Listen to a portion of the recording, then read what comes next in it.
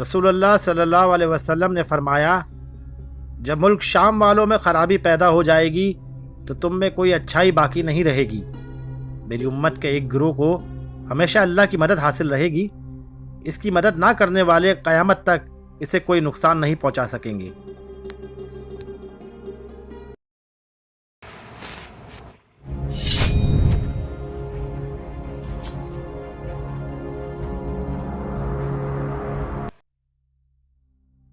رسول اللہ صلی اللہ علیہ وسلم نے فرمایا، جس عورت نے اپنے ولی کی اجازت کے بغیر نکاح کیا تو اس کا نکاح باطل ہے، اس کا نکاح باطل ہے، اس کا نکاح باطل ہے۔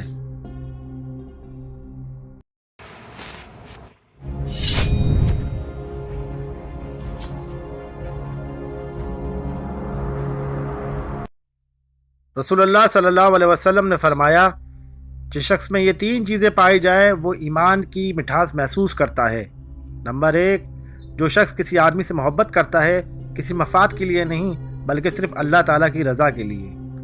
نمبر 2، جسے اللہ تعالیٰ اور اس کا رسول ہر چیز سے زیادہ پیارے ہوں۔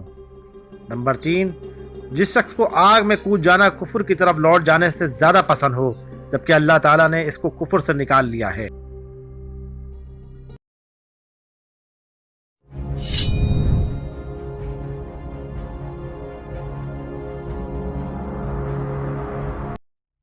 حضرت عثمان بن عفان رضی اللہ تعالیٰ عنہ سے روایت ہے کہ رسول اللہ صلی اللہ علیہ وسلم نے فرمایا، جو بندہ اچھے اور مکمل طریقے سے وضو کرتا ہے اس کے گناہ اس کے جسم سے یہاں تک کہ ناخنوں کے نیچے سے بھی نکل جاتے ہیں۔